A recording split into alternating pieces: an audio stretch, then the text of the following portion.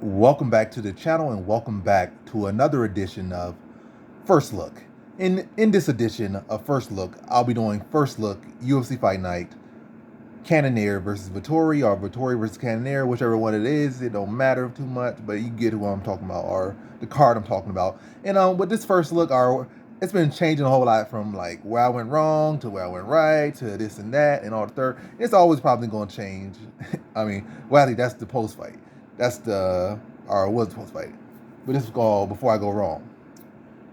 Actually, it's always been Before I Go Wrong, but then recently I like, hey, let's start changing the name of this concept so you don't have these people that don't just look at the titles and look at the captions and think, is this guy always wrong? Is that his thing? Is that just his gimmick? He's just a guy that gets wrong instead of looking, oh wait, this guy actually went 9-3, or this guy actually went 10-2, or this guy actually had a very solid card. He actually went 70% or something.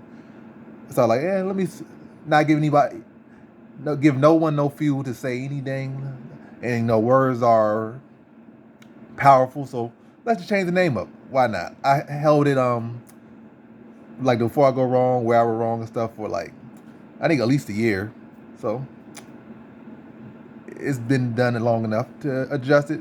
And now we're just like the fourth week or third week of First Look and whatnot. But yeah, so I just wasted like a minute and 30 seconds of your life right there. You could have been watching TikTok. You probably could have watched 4 TikTok videos if you are tuned in by then. But yeah, with this what I'm shifting my thing to now is I'm just not just gonna go out here and get my initial picks on this. This never was supposed to be this is your final prediction video.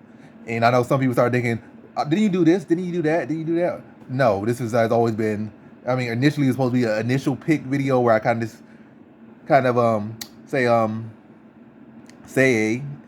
but no, where I kind of just look at the card, for what it is, and make some initial picks, and then the quick picks, I'll make my final picks. The full card prediction video, I'll make my final picks. But then people start thinking, oh, that was your final pick. No, that was not my final pick. And people are saying timestamp this, timestamp this. This video is not a timestamp video or video. I mean, at this point, none of my videos are really timestamp videos, but at least when I start really getting back into my groove, my full card videos are definitely gonna have timestamps more consistently. But right now, where I'm at, it's like I really don't be having that little bit of time to do that, or that extra bit of energy to do that. Even though it seems like it's such a minor thing to do, but now I wasted 3 minutes of your life. But hey, this video is for the true fans, for the true. Well, I'm not gonna say fans. Yeah, this video for the true supporters, so I can ramble for 40 minutes. People coming in here that watch this video, watch the pre-fights and the post-fight. The people that come for these are actually true supporters. So like, I don't know if that's a good thing. So y'all saying like, because we truly support you, you can waste our time? Sort of. Nah. But anyway, let me get to the video. So all I'm trying to say is that it went from just give a rough draft of my picks to a rough draft of some picks to now what I'm gonna do with this concept is I'm gonna maybe look at the best bets, and then again maybe the title of this video will change, or not the best bet or initial best bets, or matter of fact I'm not even gonna do that whole bet thing. Matter of fact, it is bets or like, but what I'm really trying to gear for, like, so literally mid video I'm still processing how I'm gonna do this video. So again, for the true supporters, but yeah. I'm just gonna point out some fights on this card that, it's the odds kind of stand out or stick out. Maybe you should throw some coins on this fight right here. That's what I would do. And I know some people been like, what's the best bet for this? What's the best for that? Bet for that? Can I get a parlay for this? Can I get a parlay for that? That's what people like to do. But I'm not gonna give you no real parlays. I'm not giving no parlays in this video. What I'm gonna do is say, the odds on that look good. The odds on that, yeah, that's what it really is. I'm not going on the odds look bad here. I'm going the odds look good. That's what I'm going. For the fighter that I'm kind of leaning towards, yeah, these aren't my picks. But as far as bets, these could be alluding to bets that I will make on the card for a couple of these picks, like five fights. But these 5 fights, kind of 5, 6, 7, but probably like 5, about 5 fights. As far as the odds stick out to me. So yeah, now I wasted 5 minutes of your life. Now let's get to the ones that stick out to me. So Gabriela Fernandez versus Teresa Bleda, that kind of sticks out to me at 275. It's not the minus 275. It's not the most phenomenal odds at all. Definitely not. A lot of people say the value's not there. Teresa Bleda hasn't really proved anything yet, which is true. And Fernandez is such and such. But I think at 275 is pretty good. I think at one point it was minus 200, but it has obviously got worse because it went up, which is not a good thing.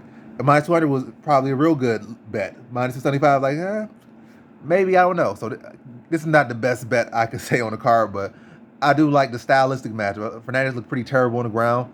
Bleda isn't just a one-dimensional fighter, and she's a very strong grappler. She's not, like I said, completely a one-dimensional fighter. But I guess the scary thing on that side is Fernandez did show at least a good takedown defense against Jasmine Jasudavicius. It's just that when she got down, like I said, her takedown defense ain't an issue. It's her grappling that's the issue. So it's hard to take her down, but once you get her down, she's amateurish on the ground. So that's gonna be the hard part. She's very strong on the feet, good takedown defense, but when you can get her down, she's pretty terrible on her back. So that's gonna be kind of thing. Cause Teresa Bleda, the big battle is gonna kind of be, can Teresa Bleda get the takedown, the first takedown? That's gonna be the real battle, or the first couple takedowns, or be able to get some significant control time in that first round to wear her down, or maybe finish her. But I think 275 for Teresa Bleda is a good value, but definitely probably like a parlay piece. Just probably parlay that with the Arman Siakarin maybe. Just make a little short parlay like that, just to bring her minus 275 down probably to maybe a minus. I could enter it into the phone and what the parlay will look like, but I'm not like a computer. I can't just see what the odds would be for that just off the top of my head, but I'm pretty sure that will bring it down to at least minus 200, if not like minus 180, just off that one simple parlay. And I already mentioned another one. I'm gonna get to Siakarin, but that's a lock pick. In the distance, it seems like it's high confidence, but as far as just an individual fighter, Siakarin is about as locked as you can get in a matchup against Joaquim Silva. So that's one of the five. So that's one out the way. So Teresa Bleda looks pretty good at that value, but especially you parlay here with Siakarin to bring that value down a little bit. That's a very good parlay, little short parlay, very short parlay, but parlay that could likely hit. But is it a max bet? No. Siakarin's a max bet, but maybe you got some real deep pockets and you just want that 10% investment return or something, or whatnot. But if you got the deep pockets like that, but you don't got those deep pockets, maybe you can try to parlay him, not parlay him, but you try to put him in the distance or whatnot. Yeah, so Teresa Bleda looks good. Next one I think looks pretty good for me here is, I'll just say, let me see. Nah, that's shifted. He shifted to a favorite. That's not good. Next one we got Kyung Ho Kang. I think that's a very good value. I just think people don't know who Kyung Ho Kang is. I think people don't know who Kristen Quiones is either. So they got Quiones as the favorite at minus 175 when he should be a dog, and Kang is the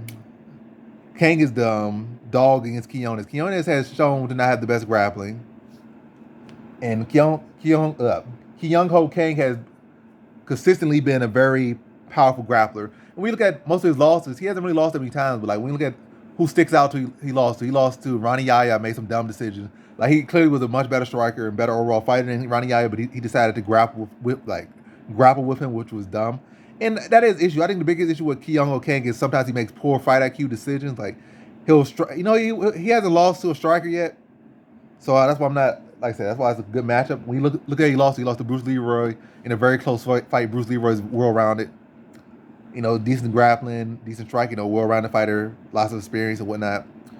He lost to Ronnie Yaya. I think he might have lost maybe one other fight in the UFC. And it's never been to a fighter with the skills of Quiones. So I feel Kyung Ho Kang could win this one. I feel like he could win on the feet and he could win on the ground, to be honest. So far, Christian Quiones has impressed me, and Kyung Ho Kang is a very underrated fighter. So at plus 145, that's a very good value for Kyung Ho Kang. And that's enough I'm going to say about that particular fight. So at plus 145, Kyung Ho Kang is a very, very good bet. A sleeper dog. I don't think a lot of people are going to be on that one. So sleeper dog for sure. And a very good dog with a very high chance of hitting. Stylistic advantage and everything. All right. Next one. Oh, Miles Johns at plus 190, very good dog. Especially with Ronnie Barcelos coming off a knockout loss to what's his name? Umar Nurmagomedov. I'm not trying to get him. I be getting their names mixed up sometimes, but it's Umar Nurmagomedov. I was about to say kind of think Usman, but now Usman is the welterweight in Bellator. Umar is the younger brother of Khabib, I believe. Sometimes they be cousins, but I believe he's the younger brother of Khabib. But yeah, Umar isn't the greatest striker, isn't a known heavy hitting fighter. And yes, it was kind of an awkward strike that caught him, but nonetheless, getting knocked out and get your brain rolling in your head like that, and then returning is never the best thing. And Miles Johns isn't the greatest fighter or this and that, but he does have these moments where he looks good, then doesn't look good. Has a moment look good, doesn't look good, and he has shown good power at times to be able to flatline fighters with one shot or one good combination. And Barcelos coming off a knockout loss to a Nurmagomedov, who are a family that's not known for striking like that for the most part, not known for having heavy hands like that for the most part. They're going to have a guy like Miles Johns, who overall probably has a little bit more better striking than well, I'm not even say a little bit better, but has better punching technique and generates power better in his punches, and got better combinations, box combinations. I feel like Miles Johns could definitely win this one. And Miles Johns is a good wrestler. And it's not like Barcelos is the most aggressive wrestler. I feel like wrestling could even out a little bit, and just enough to open up some opens on both sides. And Johns hasn't really shown a bad chin yet. I think he got knocked out by a flying knee one time, which good time flying knee knocks anyone out. So yeah, at plus 190, I'm not saying Johns is like he's the clear pick. No, but I'm saying coming in off against a Barcelos who's probably still a little bit shaky, kind of returning a little bit quick, not very crazy quick, but a little bit quick, just a pinch quick. I think Miles Johns can potentially turn his lights off again. And also Barcelos is kind of getting up to age. I think like 36 or 35. And historically, at least recent historics, bantamweights above 35 ain't doing all that well for the most part. At least against decent competition, they aren't doing that well. And I think Miles Johns is at least decent competition. So at plus 190, he's a very good value. And I don't really see that. I can't really see why people would be confident to throw their money on Barcelos. He choked a lot in a couple of these fights, and he got knocked out in the last fight. I'm not saying he was choked in that one because he was supposed to lose to Umar Nurmagomedov, but get knocked out by him. And now getting up to an age, it's just like three big factors that's like not looking good for Barcelos. I can see you lean into Barcelos, but as far as betting Barcelos, I'm like, I'll pass on it. I'll throw some coins on Johns, but as far as Barcelos, I'll pass on it. Barcelos is a definite pass. If you think about putting money on Barcelos, don't. That's all I'll say. It's Johns or pass for that one. Even if you think Barcelos is gonna win, you did all the calculations, but as far as betting, don't do it. Don't do it. That's the best advice I can give you for that one. If you're thinking Barcelos, don't do it. Another one, Lucas Almeida versus Pat Sabatini. It's another case of a fighter that's got TKO'd by somebody shouldn't get TKO'd by, or finished by somebody, or tapped to strikes by somebody that shouldn't be getting tapped strikes by. Damon Jackson had Pat Sabatini's tapping strikes. I never was super high on Sabatini, but people kept praising him so much, I kind of got on the bandwagon. And the moment I got on the bandwagon, the man got tapped to strikes by Damon Jackson. And I think Lucas Almeida is probably well-rounded enough. Like, I don't think Lucas Almeida is such a phenomenal fighter, but I don't think Sabatini is one either. But I think Lucas Almeida has enough skill set to be able to, maybe be able to survive and then find an opportunity to crack. I just feel like Almeida has that type of a dog in him. A fighter that's not going to be the most technical striker. I mean, he's not like a scrub. Like, he's not a bar fighter, but he got skills. But he's not, this guy's top 10 striker in the weight class, top 15 striker in the weight class. He's probably like top 30, maybe. The skills are there. But what I'm really saying, the thing that I kind of zone in on him is the fact this guy's a scrapper. He's a Brazilian scrapper, He gonna go out there for blood. He ain't going out there just to be laid on by Sabatini. He gonna probably defend well, probably underrated grappling as well. And yeah, I think it's another case where I don't like what confidence should you even have in Sabatini? It's like you think of Sabatini, just pass. If you think of Sabatini, just pass. It's like dog or pass. As far as the betting side, like say, I might go on and say and make my full card video, quick picks. Like I decided to lean to Sabatini, but when I say I'm decided to lean to Sabatini and bet on Sabatini, no. So like I said, I can still very much pick Sabatini. I can still very much pick Barcelos, but as far as betting wise, I'm like, you better off just picking the dogs in those matchups because, yeah, especially they both equally kind of the same category.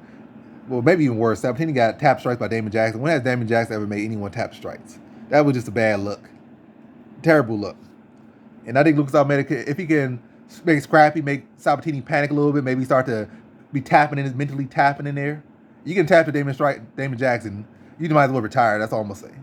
So I feel like Lucas Almeida can make it scrappy enough and to get those opportunities and make Pat Sabatini start to cry a little bit, start to shrivel up within himself, hurt him, and maybe a little rally TKO. I could definitely see that. I could see like maybe a second round TKO. I could see like a third round TKO. I definitely see a case where Sabatini could be looking good, and then Almeida not going away and just start maybe stuff a takedown, hurt him, and start having him like go in a fetal position from like a jab or something, or a teep kick or something to the body, and have him just quitting yet again. So yeah, being a quitter is never a good look. So yeah, I got what I got. All I'm saying is yeah, Lucas Almeida, good value at plus 150 going over a guy coming off the performance that, or lack of performance in his last fight that Sabatini had. But again, these aren't predictions. This is just like looking at values that stick out to me on the card. So this ain't me going through the whole card. This is be just particularly zoning in on odds or matchups that stick out to me. Mostly odds and matchups. More so, yeah. Next one, we got Armen Petrosyan versus Christian Leroy Duncan. And this one sticks out to me. Minus 150 for Christian Leroy Duncan, who I think is probably the better striker than Petrosyan, and he's a well-rounded fighter. It's not a case like, oh, I expect him to go out there with this striker and they're going to strike, and he's going to be the better striker. It's a case of this guy can strike with you and he can out-grapple you. Whereas Petrosyan, he's shown improved takedown offense and improved grappling awareness, but still no offensive grappling and only just striking. And it's also not like he's been this big finisher in the UFC with striking. Who has he even finished in the UFC? Has he finished anyone? Not to my recollection. So he ain't really this big monsterish threat at all in the UFC. He's been able to outstrike some people, but largely just a one-dimensional fighter. Well, completely a one-dimensional fighter. As far as offensively, he's a one-dimensional fighter. He just has striking. I feel like Leroy Duncan is the more technical striker, and I feel like he's the more technical fighter. And he's definitely probably gonna come out to prove something. So minus 150, just like money line on Chris Leroy Duncan is very, very good. And that's very good value. Very, very good value. And maybe even in the distance. Well, I don't know. Petrosyan has been pretty tough, but he has been stopped in his career by somebody that's not that good at one point. But and I think Christian Leroy Duncan is looking to make a statement. But I think at 150, you don't need to minus 150. If you kind of feeling a little bit on, like, feeling this like a finish in this one for Christian Leroy Duncan, you're feeling that, then go for it. But I would still say this ain't like a super high it wouldn't be a super high confident thing to do. Because again, Petrosyan has shown at least to be tough and he's been under Barallo for a lot of rounds. He went up, what's his name? The Brazilian, in his mind, Obama, whatever his name is. I forget his name right now. But he been underneath. So he's been in some tough situations, took some tough shots, and been in some bad situations. So he's at least tough. So the whole in the distance probably, or trying to pick Christian Leroy Duncan to finish, it can seem pretty good, but I can see it be like, it's not the easiest, like it's not a layup at all. It's not a layup bet at all. Christian Leroy Duncan is a money line, that's probably a layup, but in the distance, or Leroy Duncan by finish, not the best. But that's all I can say for that one. But the value is still very good there. Still very good. Minus 150, that's a steal in my opinion. A big steal in my opinion. Now this one, Armen Siakarin versus Joaquim Silva. Terrible, terrible odds. Minus 1,000, terrible. But it is definitely warranted, and I'm surprised that it's not even more. It's probably going to jump to like minus 1,500 or maybe even minus 2,000 by fight night. But yes, I feel like if you got the deep pockets, hey, this is about as lock as a pick and get. Just about as lock as get. It's not the best lock in existence, but it's probably like 2-3 tiers from that. So that's phenomenal as far as the chances of that one shot going in. It's like you trying to do a layup on like a kid basketball hoop from about maybe like I don't know, a foot away maybe. Yeah, that's about it. And it might seem like actually that's kind of hard. It's not. Yeah, the best lock is like literally like a machine that's over top of it that's dropping the ball in the hoop. That's max lock. What this lock is like still pretty easy. Like, you got probably 90% chance this one go on him. So, yeah. Siakam better everywhere. Joakim Silva, I don't know why he's even getting this chance. I guess they just trying to get Siakam back in the cage and get a win. And that's exactly what we're going to do. And I feel like he probably going to get it in the distance. Is that in the distance a lock pick? It's probably high confidence Siakam in the distance, but as far as Siakam in general, that's locked.